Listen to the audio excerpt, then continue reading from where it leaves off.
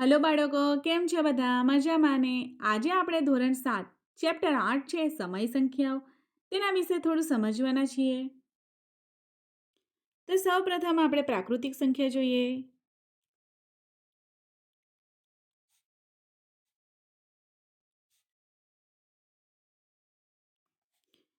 પ્રાકૃતિક સંખ્યા છે જેને આપણે નેચરલ નંબર પણ કહીએ છીએ. તેને આપણે n વડે દર્શાવી શકીએ.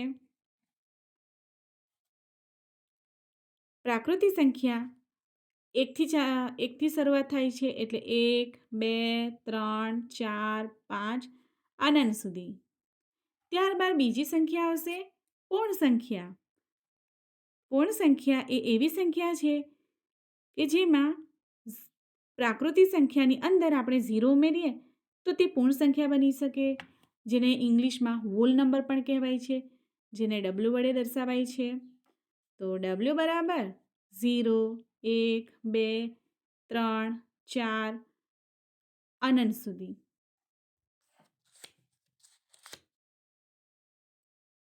ત્યારબાદ ત્રીજી છે પૂર્ણાંક સંખ્યા.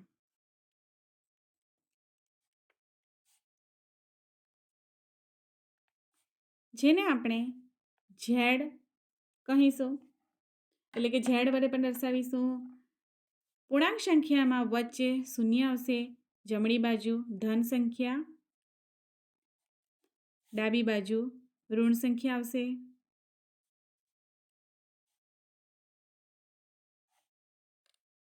અનંત સુધી. ત્યારબાદ હવે આવશે સમય સંખ્યા.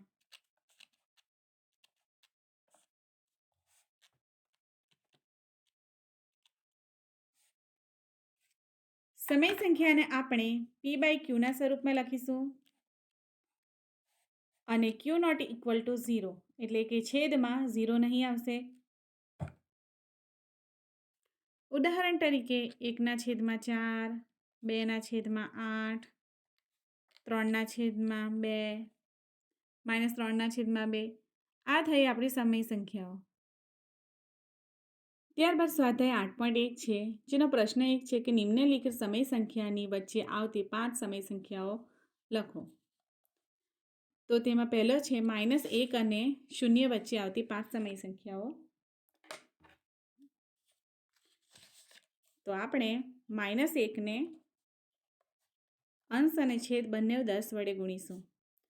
તો અહીં આવશે -10/10.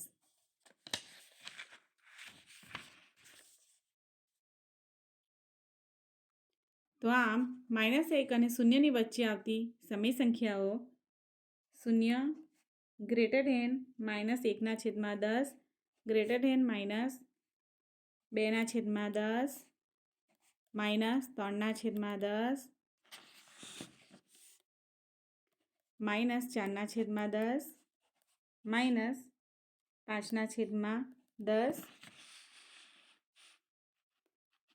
-10/10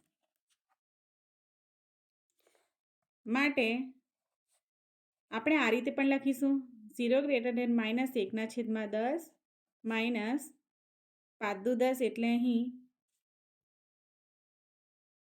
-1/5 -3/10 અહીં આવશે -2/5 -1/2 અને અહીં આવશે -1.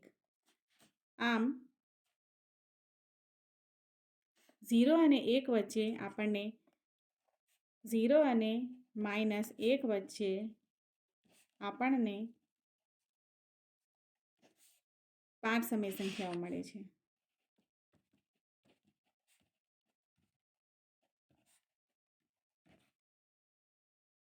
ત્યારબાદ બીજો પ્રશ્ન છે -2 અને 1. તો -2 ને આપણે અંશ અને છેદ બંને 10 વડે ગુણતા મળશે આપણને -20/10. ત્યારબાદ -1 ને પણ આપણે 10 વડે ગુણતા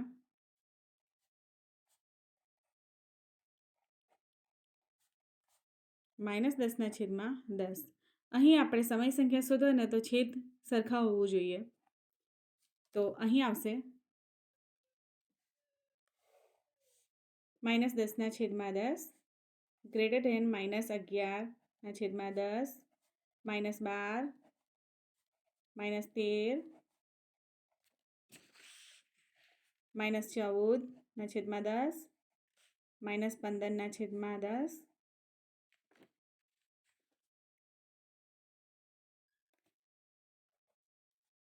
-20/10. અહીં આપણને 5 સમય સંખ્યા કીધી છે, તો આ 5 સમય સંખ્યાઓ આ હશે 1 2 3 4 અને 5 14 11 થી 15, જેને આપણે ટૂંકમાં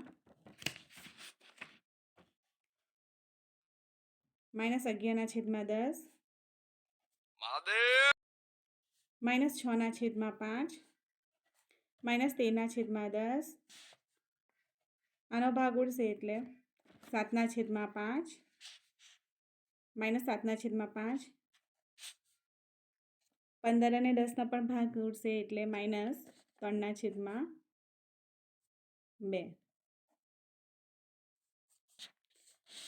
તો આ હતી આપણી 5 સમય સંખ્યાઓ. હવે ત્રીજો પ્રશ્ન જોઈએ તો -4/5 અને -2/3 છે. તો અહીં આપણે છેદ સરખા કરવા માટે 5ને એવા વડે ગુણીશું ને 3ને પણ એવા વડે ગુણીશું જેથી બંનેના છેદ સરખા થાય.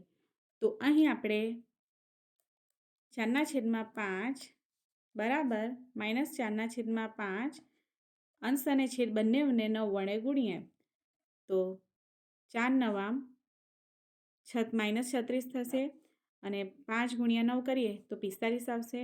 તો તેવી રીતે આપણે -2/3 એટલે કે તેનો જે છેદ છે તેને આપણે 45 બનાવીએ. તો -2/3 બરાબર -2 ગુણ્યા છેદમાં 3 ગુણ્યા, તો કોના વડે ગુણીશી જો 45 આવશે તો 15 તારી 45 થશે. તો અંશ અને છેદ બંનેને આપણે 15 વડે ગુણીશું. 15 દુ 30 એટલે -30 આવશે અને 15 તારી 45 થઈ ગઈ છેદ સરખા આપણા. હવે -36 અને -30 વચ્ચે આપણે સમય સંખ્યા શોધવાની છે.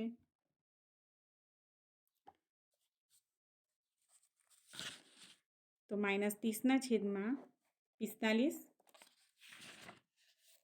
Greater than 31 -31/45 -32 -33/45 greater than -34/45 greater than -35/45 -36/45. તો આ થઈ ગઈ આપણી 31 થી 35 એટલે કે -31 થી 35 એ 5 સમય સંખ્યાઓ, જેને આપણે ટૂંકમાં આ રીતે લખીએ -31/45 -32/45 -11/15 -34/45 -7/9.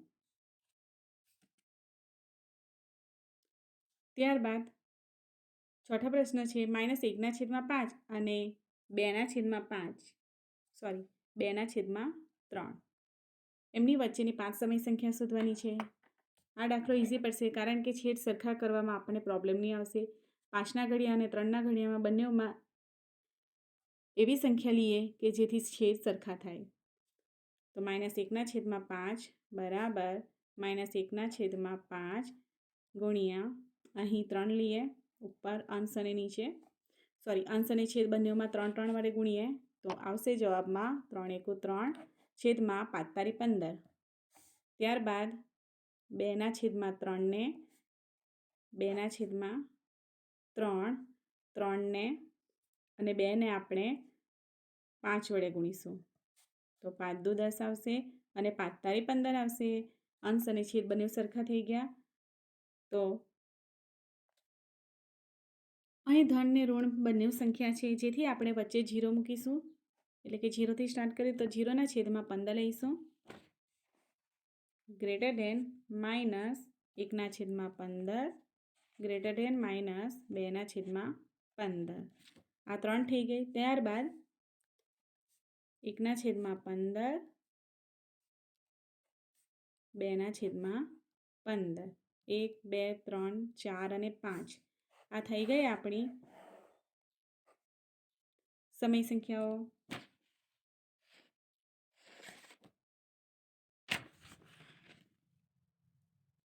આમ ટૂંકમાં આપણે 2ના છેદમાં 15 1ના છેદમાં 15 0ના છેદમાં 15 માઇનસ 1ના છેદમાં 15 અને માઇનસ 2ના છેદમાં 15 આ રીતે આપણે લખીશું. જો વિદ્યાર્થી મિત્રો વિડીયો પસંદ આવ્યો હોય તો લાઇક શેર અને સબસ્ક્રાઈબ કરવાનું ભૂલશો નહીં, જેથી કરીને હું બીજા સ્વાધ્યાયના પણ પ્રશ્નોના દાખલાનું સોલ્યુશન લાવતી રહીશ.